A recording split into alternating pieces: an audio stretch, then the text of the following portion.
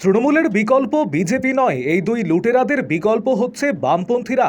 মালদার মানিকচক বিধানসভা কেন্দ্রের বামফ্রন্ট মনোনীত সিপিআইএম প্রার্থীর সমর্থনে প্রচারে অংশগ্রহণ করে এমনই বক্তব্য সিপিআইএমের কেন্দ্রীয় কমিটির সদস্য সুমিত দের। বৃহস্পতিবার মানিকচক বিধানসভা কেন্দ্রের ভূতনির উত্তর চণ্ডীপুর এলাকা জুড়ে বিশাল পদযাত্রার মধ্য দিয়ে প্রচার পর্ব শুরু করেছে বামফ্রন্টের নেতা কর্মীরা। প্রার্থী দেবজ্যোতি সিনহা সহ সিপিআইএমের কেন্দ্রীয় কমিটির সদস্য সুমিত দে এবং কয়েকশো কর্মী সমর্থক মিলে পদযাত্রা বের করে 10টি বুথের মানুষের কাছে পৌঁছে যাওয়াই লক্ষ্য বলে জানিয়েছেন বাম নেতৃত্ব।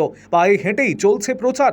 এলাকার রাস্তাঘাট, পানীয় জলের সমস্যা নিয়ে সাধারণ ভোটারদের সাথে কথা বলার পাশাপাশি বিড়ি শ্রমিকদের মজুরি বৃদ্ধিতে যে বামফ্রন্ট লড়াই করছে, বিড়ি শ্রমিকদের কাছে সেই সমস্ত বার্তাই তুলে ধরলেন প্রার্থী দেবজ্যোতি সিনহা।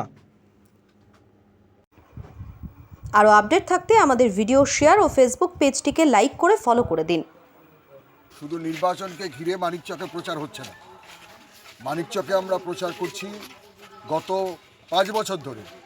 লাগাতার মানিকচকের মানুষের যে সমস্যা, বিশেষত ভূতনি এলাকার মানুষের যে সমস্যা, তা নিয়ে আমাদের প্রার্থী দেবজ্যোতি সিনহা প্রতি ঘন্টা, প্রতিদিন, প্রতি মাস, প্রতি বছর লড়াই করেছেন, তাদের পাশে থেকেছেন এবং সেই পাশে থাকার বার্তাটাই মানুষের কাছে দিতে চাইছেন যে এইবার মানিকচকের বিধানসভায় পরিবর্তন আনতে হবে।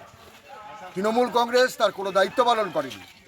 তৃণমূল কংগ্রেসের ত্রুটিগুলো দেখিয়ে বিজেপি যে দখল করতে চাইছে মানিকচককে, তারা এখানকার পরে পঞ্চায়েত দখল করেছিল কয়েকটা, সেখানেও তারা লুট করেছে একইভাবে তৃণমূলের মতো। ফলে তৃণমূলের বিকল্প বিজেপি নয়, বিজেপির বিকল্প তৃণমূল নয়, এই দুই লুটেরার বিকল্প হচ্ছে বামপন্থীরা। তার প্রতিনিধিত্ব করছে দেবজ্যোতি সিনহা। মানুষ ব্যাপকভাবে সাড়া দিচ্ছে এবং শুধু এই কেন্দ্রে নয়, মালদা জেলা জুড়ে, সারা রাজ্য জুড়ে আমরা মনে করি জয় আমাদের নিশ্চিত। আমাদের বামফ্রন্টের পক্ষ থেকে এই সময়কালে কেন্দ্রীয় সরকারকে দেখেছি যে দায়িত্ব জ্ঞানহীন পদক্ষেপ গ্রহণ করেছে, মুখে বলেছেন, কার্যকর করেনি।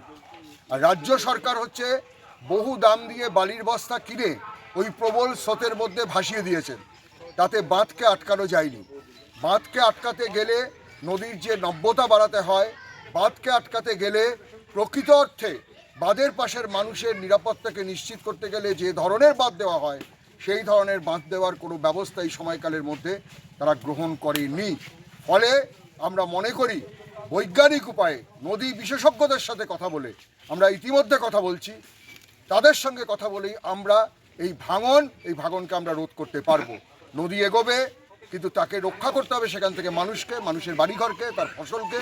সেই কাজ তৃণমূল বিজেপি করছে না। তাদের কাজ হচ্ছে মিথ্যা প্রতিশ্রুতি আর কাজ দেখানোর নামে টাকা লুট, যা কিনা